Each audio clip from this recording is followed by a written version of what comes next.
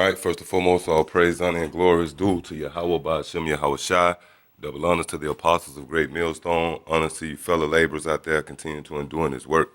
Yeah, so I just want to go into a lesson, the importance of sacrifice, all right? What I mean is when you come into this truth, you got to mentally prepare yourself to lose it all, and you got to be willing to do that. That's got to be a proactive type of mindset. It shouldn't be so much as by default. It should be you and your willingness to give up everything. All right, to follow Yahweh Ba'ashem Yahweh Shah.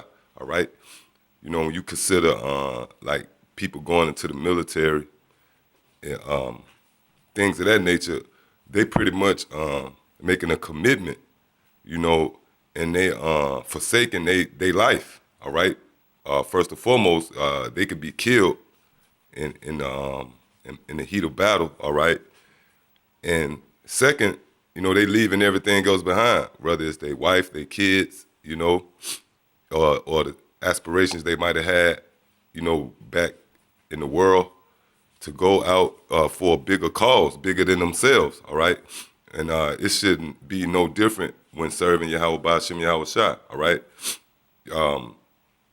You got to have your mind geared, all right? And another thing, it's not nothing you really could will yourself to being in that spirit, all right? You got to run after Yahweh Shai, all right? It's got to be a desire to follow Yahweh Ba'ashem Yahweh Shai, not something you feel like you are have to be motivated or somebody give you a pep talk. If you find yourself in a situation where brothers giving you a pep talk, to follow Yahweh Ba'ashem Yahweh Shai, it's a good chance you ain't right, all right? See, you gotta,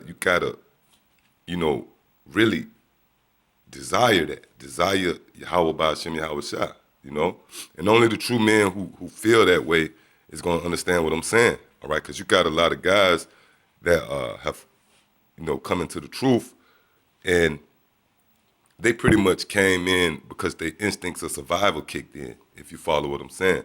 All right, they heard of the coming destruction. They were like, well, this is my way of escaping, which that's not a wrong attitude to have in essence, but, you don't want to be in a situation where you're doing something not sincerely, all right? It's got to be like a calling that, something wake up in you, like this is what I'm this is what I'm a part of, all right? And you got to be ready to lose your life for this thing, man. Like the scriptures say, he who lay down his life for a friend, all right? At face value, you can read that and think, well, dude jumping in front of a bullet, all right? Yeah, it could ultimately mean that, but to lay down your life is to forsake your life, all right? Everything that you was into, you lay it down, all right? You get rid of it for the love of your friend, which is the elect, going out there and teaching them, all right? So this is the book of Revelation, chapter 12 and verse 11. And they overcame him by the blood of the Lamb and by the word of their testimony, and they loved not their lives unto the death. Yeah, so, yeah, ultimately you're going to have men that is going to be designated to be martyrs in this truth, all right? But for the most part, this whole ministry is about not loving your life, man, all right? And to be real with you, most of the men of the Lord, they had something else they was into before they came into this truth, because that's what you call sacrifice. If you was pretty much a guy who had nothing going on, you was just a guy looking for something to get into, to feel accepted. That's what a lot of these. That's why you got a lot of bitch niggas amongst Israel, man. These scoffers and scorners and these guys in these different groups. There was bitch niggas in the world. There was guys who didn't have no type of life, all right, in the world. You see, and they felt this was their only time to be somebody by coming into the truth, all right. But for the most part, the men of the Lord, they gave up something, man. All right, they sacrificed, all right. Just like when you go into the apostles, all right, the disciples of Yahweh Shai, they was not just no dormant guys, all right. They had careers, man, and that's the essence of coming into this truth. You got to make a sacrifice, man. You might have been an aspiring rapper, you was on your way, all right? You might have had a deal on the table. Hey, that's how the Most High work. You could be on the cuffs of making it in this world. Cause speaking on for myself, I was in a situation like that, man. I was in a situation where I had guys ready to finance me and to set me up in this world, all right? But I got that calling, man, and I had to forsake that. And I let a lot of people down, man. All right. But that's what you call sacrifice, all right? Giving up something. Matter of fact, let me get a quick precept. This is the book of Matthew, chapter 19, and verse 27. Then answered Peter and said unto him, Behold, we have forsaken all and followed thee. What shall we have therefore? All right. So yeah, that's the Apostle Peter breaking it down clearly. All right. We have forsaken all. Right. So that means he had a life. Okay. Yet he forsook it and he followed Yahushua. And that's the same mindset you got to be in on this side. All right. To come into this truth, you got to forsake it all, man. All right. You're going to have little things on this side. All right. But pretty much if it's anything that's hindering you in this truth, all right, then you got to let it go, okay? Whether it's your parents, your rib, all right, your daughter, your son, your job, whatever the case be, you got to make that sacrifice, all right? Meaning not loving your life unto death. Because when you come into this truth, you really free game. You could be put to death, man, all right? It's like I said, starting off this sitting, consider those who join the military. All right, they let everything go to join a war, man. That's what this thing is. When you come into this truth, you enlisting as a soldier of Yahushua, man. All right. This is the book of Luke, chapter 14, and verse, I think that's 26. I start up. Yeah. Yeah, verse 26, that's it. If any man come to me and hate not his father and mother and wife and children and brethren and sisters, yea, and his own life also, he cannot be my disciple. Yeah, and you got to put that in the right context, the way Yahushua said that, all right? He said it like, look, he cannot be my disciple. And that's how, like how Jake talked, well, hey, that dude cannot be in my clique, or he can't be, dude can't be a real nigga, And well, that's how Yahushua saying it. If you find a guy out there who claim to be in his truth and he's letting his mother, his brother, all right, his sisters, his siblings and things of that nature, his children, dictate him concerning his truth, then guess what? He's not a disciple of Yahushua, man.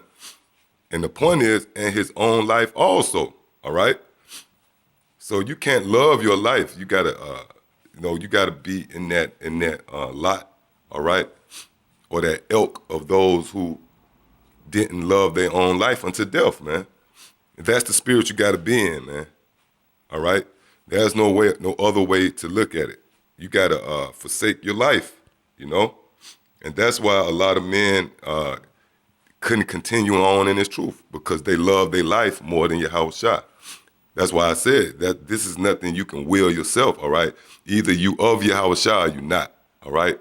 And by your works, all right, we would dictate who you are, okay?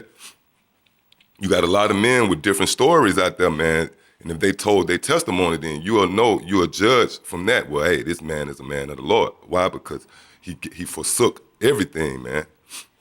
All right? It's the book of Hebrews.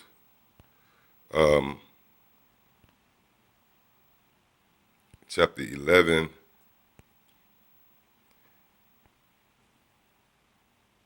And verse...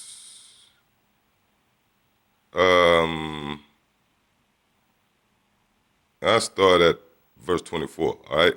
By faith, Moses, when he was come to years, refused to be called the son of Pharaoh's daughter, choosing rather to suffer affliction with the people of the Most High than to enjoy the pleasures of sin for a season. Yeah, and we all know that Moses all right, was considered the meekest man, all right, throughout all the earth, all right. But the scripture tells you he pretty much forsook that pleasure of living as an Egyptian to suffer the affliction with the people of the Most High. And that's the same spirit today, all right? There's men out here that could have basically had pleasures in this world for a season, all right? But we chose to suffer that affliction with the brethren, all right? The brethren that's going out there teaching, all right? We chose that in opposed of being in this world, all right? Reading on in verse 26, esteeming the reproach of Hamashiach greater riches than the treasures in Egypt, for he had respect unto the recompense of the reward. Yeah, that's right. Because, the treasures in Egypt, that's dealing with today, all right? Because Egypt, which we know that this is spiritually Egypt, well, we forsook the treasures of this place, man, all right? Because we had respect unto the reward that Yahweh Shai bringing, man, which is pretty much a reward that you can't see. You can see the reward here, but the things not seen is greater than the things that are seen. And that's even when you consider the works of Yahweh, Ba'ashem Yahweh Shai, all right? You can see the trees, and you can see, the grass, the sun, but what about the things you can't see? Those are the greater things. For an example, you might have a drug dealer, right? And you might see his certain cars he pull out on weekend. You see, the little money in his pocket. But imagine that stash you can't see, all right? The things that he don't want you to see. That's greater than the things he allowing you to see, all right? All right, verse 27, by faith he forsook Egypt, not fearing the wrath of the king, for he endured as seeing him who is invisible. Yeah, that's right, all right? Because, Salaki, yeah, that's right, because that's how we feel. We like, look, man, we don't fear the things in this world. We fear the invisible, all right? Yahweh Ba'ashem Yahweh Shai, right? Why? It all goes back to faith. And it takes faith to follow Yahweh Ba'ashem Yahweh Shai. And it takes faith to give up the pleasures of this world, all right? Your old lady want to go get a house and want you to go to church on Sundays with her and live that ideal American bullshit life. And you say, look, man, I fear that. And when you forsake that and you suffer with the brethren, all right, that means that you actually fear Yahweh Ba'ashem Yahweh Shai, all right? The power that we can't see, all right?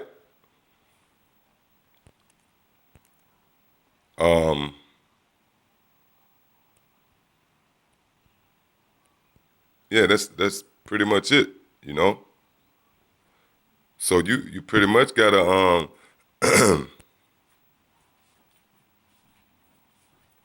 give up this life, all right?